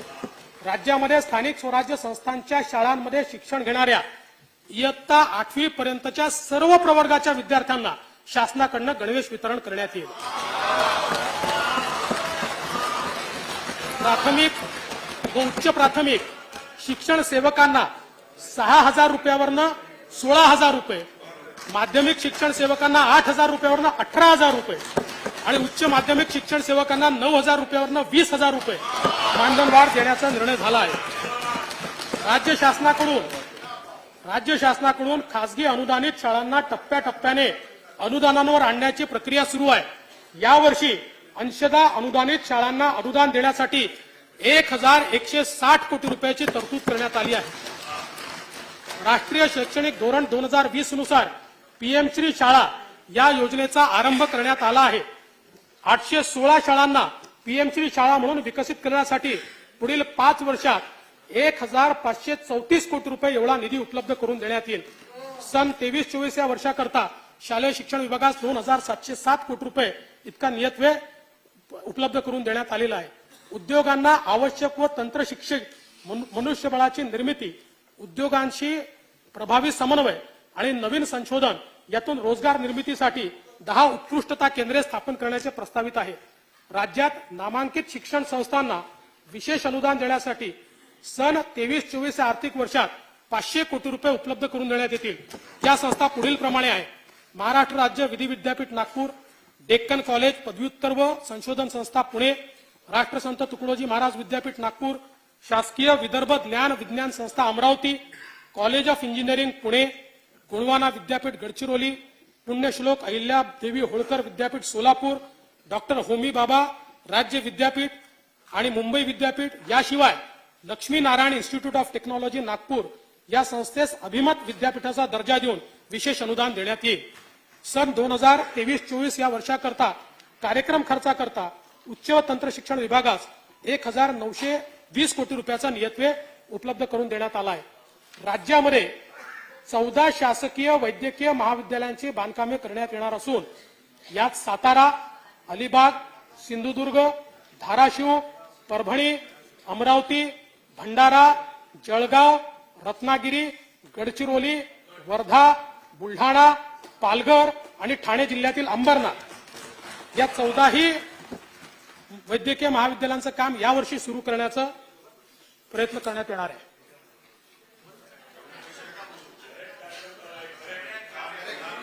या वर्षासाठी कार्यक्रम खर्चाकरता वैद्यकीय शिक्षण व औषधी द्रव्य विभागास 2,355 कोटी रुपये एवढा नियतव्यय प्रस्तावित आहे. प्रत्येक जिल्ह्यात किमान 500 युवकांना जलपर्यटन, कृषी पर्यटन, कॅरावान पर्यटन, साहसी पर्यटन, शाश्वत पर्यटन तसेच आदरातिथ्य क्षेत्रात प्रशिक्षण देऊन रोजगारक्षम करण्यात येईल. पैठण येथे संत ज्ञानेश्वर उद्यानाचा नागपूर येथील फुटाळा तलावाच्या धर्तीवर विकास करण्यासाठी आवश्यक तो निधी उपलब्ध करून देण्यात येईल। पर्यटकांची चांगली निवास व्यवस्था व्हावी म्हणून महाराष्ट्र पर्यटन विकास महामंडळाच्या वतीने 10 पर्यटन स्थळांवर टेंट सिटी उभारण्यात येईल। पर्यटनास चालना देण्यासाठी राज्याचा वार्षिक महोत्सव आराखडा तयार करण्यात केला आहे। जव्हारचा भगवान बिरसा मुंडा महोत्सव, नांदेड येथील वीर बाल दिवस महोत्सव, शिवनेरीवरील शिवजन्मोत्सव अशा विविध महोत्सवांचा त्यामध्ये समावेश करण्यात आला आहे। खेळाडूंची कामगिरी उंचावण्यासाठी मिशन लक्षवेध राबविण्यात येईल। बालेवाडी पुणे येथे स्पोर्ट्स सायन्स सेंटर विकसित करण्यात येईल। पुण्यात क्रीडा विद्यापीठ कार्यान्वित झाले। आता छत्रपती संभाजीनगर जिल्ह्यातील वाळुंज येथे 50 कोटी रुपये देऊन नवीन क्रीडा विद्यापीठ स्थापन करण्यात येईल। हनुमान व्यायाम प्रसारक मंडळ अमरावती या क्रीडा क्षेत्रातील नामांकित संस्थेस अभिमत क्रीडा विद्यापीठाचा दर्जा देऊन अनुदान देण्यात येईल। विभागीय क्रीडा संकुल नागपूर येथील कामांकरता 100 कोटी रुपये निधी उपलब्ध करून देण्यात येईल। सन 23-24 या वर्षाकरता कार्यक्रम खर्चाकरता क्रीडा विभागास 491 कोटी व पर्यटन विभागास 1805 कोटी रुपये एवढा नियतव्यय प्रस्तावित आहे। चतुर्थ अमृत रोजगार निर्मिती सक्षम कुशल रोजगारक्षम युवा यासाठी कार्यक्रम खर्चाकरता 11,658 कोटी रुपयाची तरतूद उपलब्ध करून देण्यात येत आहे। त्यानंतर मी पंचामृतापैकी पंचम अमृताकडे वळतो। पंचम अमृत पंचामृत असं आहे, मला सावधानतेने बोलावं लागतं कारण अमृताकडे वळतो म्हटल्यावर तुम्ही काहीतरी भलताच अर्थ काढायचा।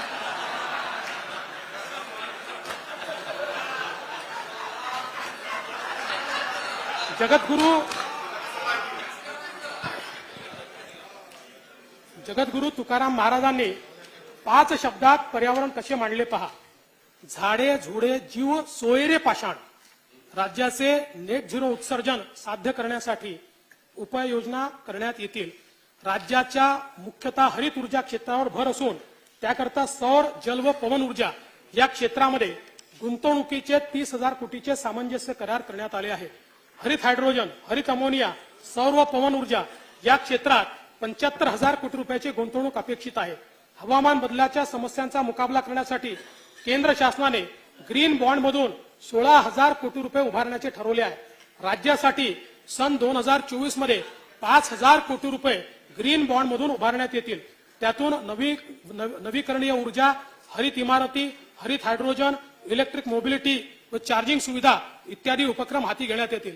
राज्यातील ग्रामपंचायतींचे पारंपरिक ऊर्जेवरील अवलंबित्व कमी करण्यासाठी 20,000 ग्रामपंचायतीत सौर ऊर्जा प्रकल्प उभारण्यात येतील।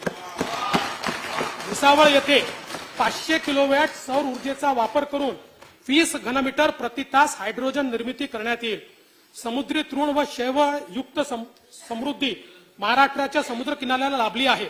कार्बन उत्सर्जन कमी करण्यासाठी सांडपाणी प्रक्रिया, जैव इंधन औद्योगिक वापरात या शैवाळाची उपयुक्तता लक्षात घेता शैवाळ शेतीला प्रोत्साहन देण्यात येईल। त्यासाठी अभ्यासगट स्थापन करण्यात येईल।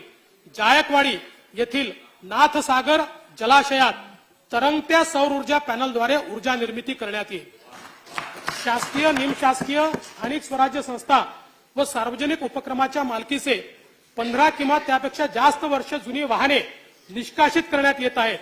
खासगी वाहनांना 8 व 15 वर्षाच्या आत स्वेच्छेने निष्कासित केल्यास नवीन वाहन खरेदीसाठी कर सवलत देण्यात येईल। राज्य परिवहन मंडळाच्या ताफ्यात 5,150 इलेक्ट्रिक बसेसचा समावेश करण्यात येईल। तसेच चार्जिंग स्टेशनचे जाळे उभारण्यात येईल आणि 5,000 डिझेल बसेसचे द्रवरूप नैसर्गिक वायू इंधनावरील वाहनांमध्ये रूपांतर करण्यात येईल। माध्यमिक व उच्च माध्यमिक शाळांमध्ये पर्यावरण सेवा योजना 12 जिल्ह्यातील 50 शाळांमध्ये सुरू आहे। या योजनेची व्याप्ती वाढवून येत्या 5 वर्षात 7,500 शाळांमध्ये ही योजना राबवण्यात येईल। स्वातंत्र्याच्या अमृत महोत्सवी पर्वाचे औचित्य साधून सरोवर संवर्धन योजनेत नव्या 75 तलावांचे पर्यावरणपूरक संवर्धनाचे काम हाती घेण्यात येईल। तसेच अमृत सरोवर निर्मितीची योजना 15 ऑगस्ट 23 पर्यंत पूर्णत्वास नेण्यात येईल। प्रत्येक शहरात धार्मिक दृष्ट्या महत्वपूर्ण आणि औषधी वृक्षांची अमृत वन उद्याने निर्मित करण्यात येतील। ग्रामीण भागात पर्यावरणपूरक कडुनिंब, वड, उंबर, देशी आंबा आणि बेल या 5 वृक्षांच्या लागवडीतून पंचायतन निर्माण करण्यात येईल। धार्मिक स्थळांच्या परिसरात देवराई तयार करण्यात येईल। औषधी, शोभिवंत व व्यावसायिकदृष्ट्या महत्वाच्या वृक्ष प्रजातींची प्रमाणित रोपांच्या निर्मितीसाठी 50 हायटेक रोपवाटिकांची स्थापना करण्यात येईल. हिंदू हृदय सम्राट बाळासाहेब ठाकरे गोरेवाड्या प्राणी संग्रहालयात आफ्रिकन सफारी व पक्षी उद्यान येत्या वर्षी सुरू करण्यात येईल. शिवनेरी तालुका जुन्नर जिल्हा पुणे येथे बिबट सफारी सुरू करण्यात येईल. सन 2023-24 या वर्षासाठी कार्यक्रम खर्चाकरता वन विभागास 2294 कोटी, पर्यावरण व वातावरणीय बदल विभागास 224 कोटी आणि ऊर्जा विभागास 10,919 कोटी रुपये इतका नियतव्य प्रस्तावित आहे. पंचम अमृत पर्यावरण पूरक विकास याकरता एकूण 13,437 कोटी रुपयांची तरतूद करण्यात आली आहे. गुन्ह्याचा शास्त्रीय तपास आणि अपराध सिद्धतेत वाढीसाठी न्याय सहाय्यक वैज्ञानिक प्रयोगशाळा संचालनालयास बळकट करण्यात येईल. न्याय वैद्यक विज्ञान महाविद्यालयाची स्थापना करण्यात येईल. राज्यात 45 ठिकाणी अत्याधुनिक न्याय सहाय्यक मोबाईल युनिट्स देण्यात येतील. मुंबईतील सुरक्षितता आणि गुन्हेगारीला आळा त्यासाठी सीसीटीव्हीचा टप्पा 2 हाती घेण्यात येईल. वाढत्या सायबर गुन्ह्यांना आळा घालण्यासाठी महाराष्ट्र सायबर सुरक्षा प्रकल्प कार्यान्वित करण्यात येईल. कारागृहातील वाढता ताण कमी करण्यासाठी अत्याधुनिक अशी 2 नवीन कारागृहे बांधण्यात येतील.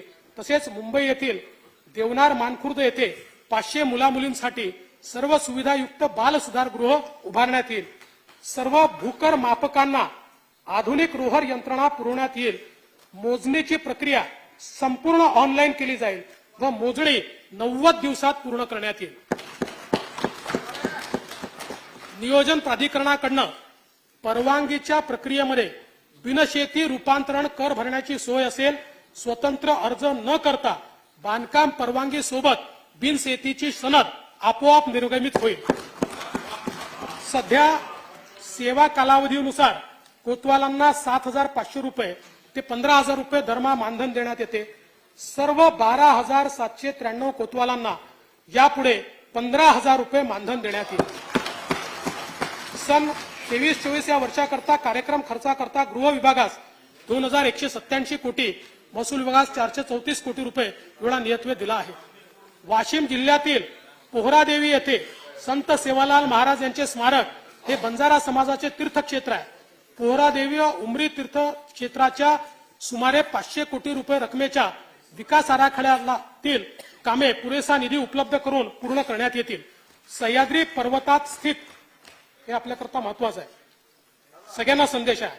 सह्याद्री पर्वतात स्थित थेट शिवशंकराशी संबंधित असलेल्या भीमा नदीच्या तीरी अत्यंत प्राचीन आणि जागृत असलेल्या तसेच शिवपुराणात वर्णिलेल्या पुणे जिल्ह्यातील भीमाशंकर ज्योतिर्लिंगासह त्र्यंबकेश्वर जिल्हा नाशिक, घृष्णेश्वर जिल्हा छत्रपती संभाजीनगर, औंढ्या नागनाथ जिल्हा हिंगोली, वैजनाथ जिल्हा बीड या महाराष्ट्रातील 5ही ज्योतिर्लिंग तीर्थक्षेत्र परिसर विकासाची कामे हाती घेण्यात येतील.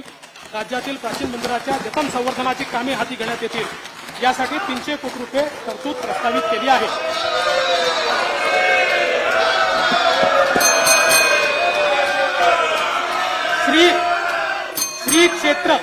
श्री क्षेत्र ज्योतिबा परिसर संवर्धन प्राधिकरण स्थापन करून त्याकरता 50 कोटी रुपयाचा निधी उपलब्ध करून देण्यात येईल.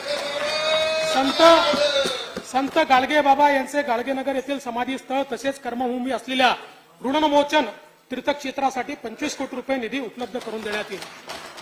हे वर्ष चक्रधर स्वामी अष्टशताब्दी जन्मोत्सवाचे वर्ष आहे.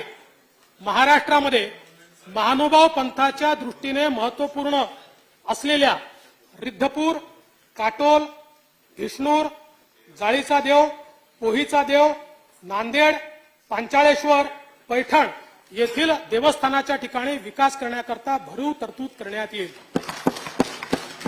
श्री संत नामदेव महाराजांचा अभंग आहे, नाचू कीर्तनाचे रंगी ज्ञानदीप लावू जगी. वारकरी संप्रदायाने एक संपन्न वारसा महाराष्ट्राला दिला आहे. अनेक कीर्तनकार, प्रवचनकार, निरूपणकार हे आध्यात्मिक शिकवण तर देतातच, याशिवाय व्यसनमुक्ती, अंधश्रद्धा निर्मूलन, शिक्षण आदी क्षेत्रात मौलिक कामगिरी करून राष्ट्र चारित्र्य घडवित आहेत. राष्ट्र निर्माणातील या सर्व सच्च्या पायिकांसाठी श्री संत नामदेव महाराज कीर्तनकार सन्मान योजना राबवण्यात येईल. प्रज्ञाचक्षू संत गुलाबराव महाराजांच्या अमरावती जिल्ह्यातील स्मारकाकरता निधी उपलब्ध करून देण्यात येईल।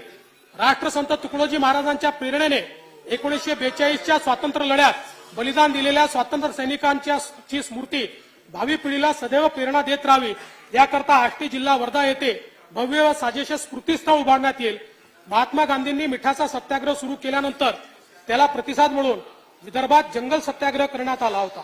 महाराष्ट्रातील 3 ठिकाणी जंगल सत्याग्रहाची स्मारके उभारण्यात येतील। संत ज्ञानेश्वर माऊली व संत तुकोबाराय यांच्या पालखीसोबत संत सोपानदेव, संत निवृत्तीनाथ, संत मुक्ताई यांचे निर्मलवारी करता 20 कोटी रुपये निधी उपलब्ध करून देण्यात येत आहे। बीड जिल्ह्यातील गहिनीनाथ गडाच्या संवर्धन व विकासासाठी 25 कोटी रुपये निधीची तरतूद करण्यात येईल। छत्रपती संभाजी नगर जिल्ह्यातील म्हैसमाळ, वेरूळ, खुलताबाद, सुलीभंजन विकास आराखड्यास आवश्यक निधी उपलब्ध करून देण्यात येईल। त्याला मागे दिलाय तो थोडा रोखला होता, तो तुम्ही रोखला होता म्हणजे आम्ही देऊ पुढे।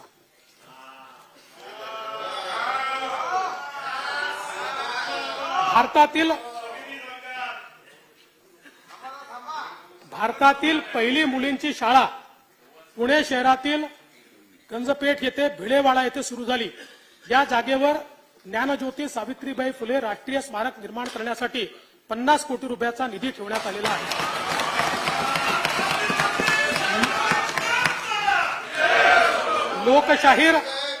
लोकशाहीर अण्णाभाऊ साठे यांचे जन्मस्थळ वाटेगाव, तालुका वाळवा, जिल्हा सांगली येथे स्मारकासाठी 25 कोटी रुपये निधी देण्यात येईल।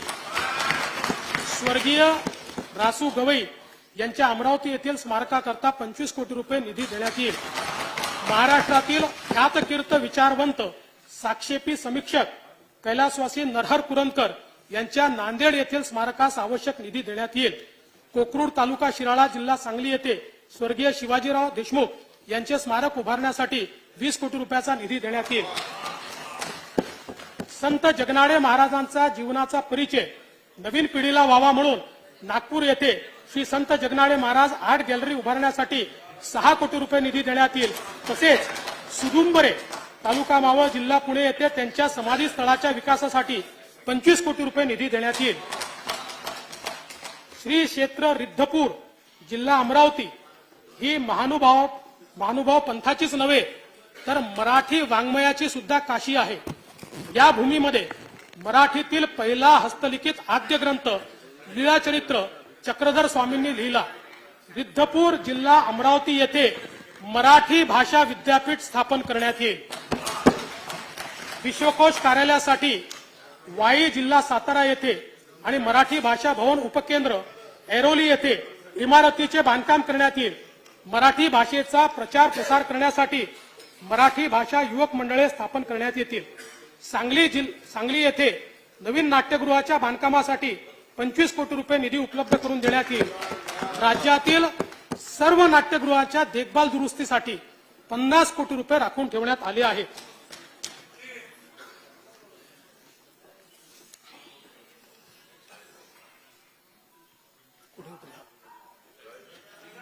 दादासाहेब फाळके चित्रनगरी गोरेगाव, मुंबई व कोल्हापूर चित्रनगरीमध्ये आंतरराष्ट्रीय दर्जाच्या आधुनिक सोयी सुविधायुक्त स्टुडिओ लॅबची निर्मिती 115 कोटी रुपये करण्यात येईल। त्यासाठी 115 कोटी रुपये नियतव्यय प्रस्तावित आहे। कलाकार व कला प्रकार यांची अद्यावत माहिती लुप्त होत चाललेल्या कला प्रकारांचे जतन व संवर्धन यासाठी महाराष्ट्र कलाकार कल्याण मंडळाची स्थापना करण्यात येईल। नागपूर येथील विदर्भ साहित्य संघाच्या शताब्दी निमित्त 10 कोटी रुपये निधी देण्यात येईल। मराठवाडा मुक्ती संग्राम अमृत महोत्सवी वर्षानिमित्त विविध कार्यक्रम आयोजित करण्यात येत आहेत। त्यासाठी पुरेसा निधी उपलब्ध करून देण्यात आलेला आहे। तुम्हाला माहिती पुरेसा दादा तुमच्याच बजेटमधलं शिकलो कसं लिहायचं ते। स्वर्गीय शंकरराव चव्हाण सुवर्ण महोत्सवी पत्रकार कल्याण निधी 50 कोटी रुपये इतका आता करण्यात आलेला आहे। सन 2023-24 या वर्षाकरता कार्यक्रम खर्चाकरता वित्त विभागास 190 कोटी, सांस्कृतिक कार्य विभागास 1085 कोटी, मराठी भाषा विभागास 65 कोटी, विधी व न्याय विभागास 694 कोटी, माहिती व तंत्रज्ञान विभागास 1342 कोटी, तर महाराष्ट्र विधानमंडळ सचिवालयास 500 कोटी रुपये नियतव्यय प्रस्तावित आहे। आता मला चिठ्ठी अशी आली आहे की मी 2 पॅराग्राफ विसरलोय वाचायचे.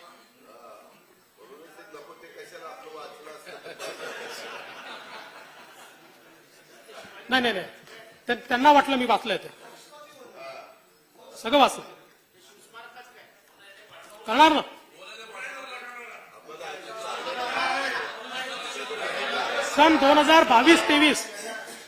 सन 2022-23च्या अर्थसंकल्पात 4,03,427 कोटी रुपये महसुली जमा अपेक्षित होती. महसुली जमेचे सुधारित अंदाज 4,30,994 कोटी रुपये निश्चित करण्यात आले आहेत. सन 2022-23च्या एकूण खर्चाचे अर्थसंकल्पीय अंदाज 4,95,404 कोटी रुपये व सुधारित अंदाज 5,28,285 कोटी रुपये असून आपत्तीच्या काळात राज्यातील जनतेला केलेली भरीव मदत इत्यादी कारणांमुळे 22-23 या वर्षाच्या खर्चाच्या सुधारित अंदाजात वाढ झाली आहे. सन 2023-24 या आर्थिक वर्षात जिल्हा वार्षिक योजनेअंतर्गत 15,150 कोटी रुपयांची भरीव तरतूद करण्यात आली आहे. मागील वर्षीच्या तुलनेत ही तरतूद 1,810 कोटी रुपयांनी जास्त आहे. सन 2023-24 मध्ये कार्यक्रम खर्चाची रक्कम 1,72,000 कोटी रुपये निश्चित करण्यात आली होती. त्यामध्ये अनुसूचित जाती उपयोजनेच्या 13,820 कोटी रुपये तर आदिवासी विकास उपयोजनेचे 12,655 कोटी रुपये नियत व्ययाचा समावेश आहे. सन 2023-24च्या अर्थसंकल्पामध्ये एकूण खर्चासाठी 5,47,450 कोटी रुपयाची तरतूद केली आहे. सन 2023-24च्या अर्थसंकल्पामध्ये महसुली जमा 4,49,522 कोटी रुपये, महसुली खर्च 4,65,645 कोटी रुपये अंदाजित केला आहे.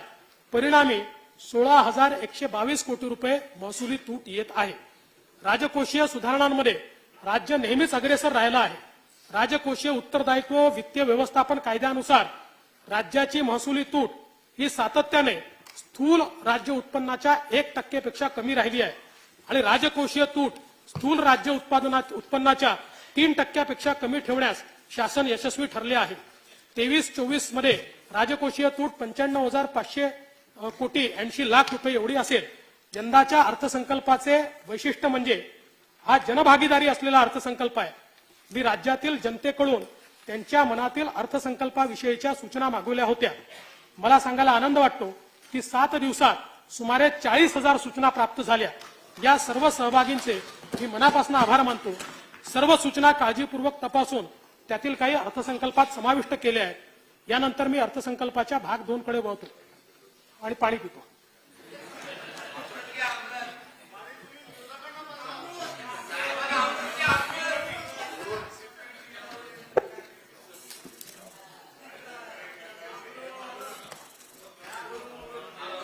आता मी अर्थसंकल्पाचा भाग 2 सभागृहासमोर सादर करीत आहे. सन 2022-23 या आर्थिक वर्षासाठी राज्याचा स्वतःचा कर महसुलाचा सुधारित अंदाज रुपये 2,75,786 कोटी रुपये इतका आहे. यामध्ये वस्तू व सेवा कर, मूल्यवर्धित कर, मुद्रांक शुल्क व नोंदणी फी, राज्य उत्पादन शुल्क या करांचा वाटा 2,43,411 कोटी रुपये आहे.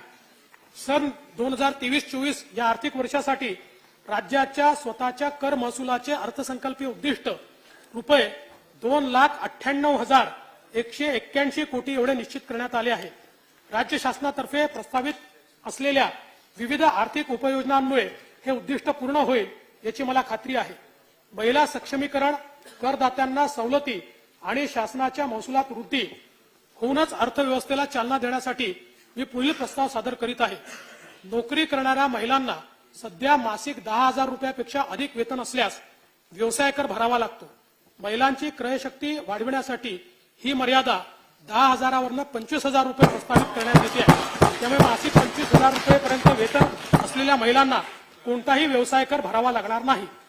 व्यवसाय कर अधिनियमांमध्ये दिव्यांग व्यक्तीची व्याख्या दिव्यांग व्यक्ती हक्क अधिनियम 2016 नुसार सुधारित करण्याचे प्रस्तावित आहे. या सुधारणेमुळे व्यवसाय कर सुटीसाठी प्राप्त ठरणाऱ्या दिव्यांग व्यक्तींच्या संख्येत वाढ होईल. तसेच व्यवसाय करातून सूट देण्याची प्रक्रिया सोपी होईल. हवाई वाहतुकीला प्रोत्साहन आणि आर्थिक विकासाला गती देण्याच्या उद्देशाने बृहन्मुंबई महानगरपालिका, पुणे महानगरपालिका आणि रायगड जिल्हा या भौगोलिक क्षेत्रात विमान चालन चक्की इंधनावरील म्हणजे एटीएफ वरील मूल्यवर्धित कराचा दर 25% वरून बंगलोर आणि गोव्याच्या समकक्ष म्हणजे 18% करण्याचे प्रस्तावित आहे. वस्तू व सेवा कर कायदा लागू होण्यापूर्वी राज्य कर विभागातर्फे राबविण्यात आलेल्या विविध कायद्यांच्या संदर्भात महाराष्ट्र कर, व्याज, शास्ती व विलंब शुल्क यांच्या थकबाकीची तडजोड योजना 2023 ही अभय योजना मी जाहीर करत आहे. या अभय योजनेचा कालावधी 1 मे 2023 ते 31 ऑक्टोबर 2023 असेल. म्हणजे जीएसटी लागायच्या आधीची थकबाकीची योजना आहे, जी तुम्ही केली होती तशीच आहे. दिनांक 1 मे 2000 वैधानिक आदेशानुसार कोणत्याही वर्षासाठीची व्यापाऱ्याची थकबाकी रुपये 2 लाखापर्यंत असल्यास सदर रक्कम त्या वर्षासाठी पूर्णपणे माफ करण्याचे प्रस्तावित आहे. या अभय योजनेचा लाभ लहान व्यापाऱ्यांना अंदाजे 1 लाख प्रकरणात होईल. कोणत्याही वैधानिक आदेशानुसार व्यापाऱ्याची थकबाकी रुपये 50 लाख किंवा त्यापेक्षा कमी आहे अशा प्रकरणात एकूण थकबाकीच्या 20% रक्कम भरल्यास उर्वरित 80% रकमेस माफी देण्यात येईल. लहान व मध्यम व्यापाऱ्यास याचा लाभ अंदाजे 80,000 प्रकरणात होईल. वरील प्रस्तावांना सन्माननीय सदस्यांचा पाठिंबा मिळेल असा माझा विश्वास आहे. आज तुकाराम बीज असल्याने जगद्गुरू संत तुकाराम महाराजांचा जे अभंग माझ्या भाषणात आले. तुकोबाराय म्हणायचे, स्वप्नी ही दुःख कोणी न देखे डोळा. हीच त्यांची रामराज्याची कल्पना होती. ज्ञानेश्वर माऊली म्हणतात, दुरितांचे तिमिर जाहो, विश्वस्व धर्म सूर्य पाहो, जो जे वांछील तो ते लाहो, प्राणी जात. या अर्थसंकल्पाचा हाच प्रासादिक संदेश आहे. तीच आमची प्रामाणिक भावना आहे. तशीच कृती राज्य सरकारकडनं होईल. जय हिंद, जय महाराष्ट्र. सन 2023-2024 चा अर्थसंकल्प सभागृहासमोर सादर करण्यात आला.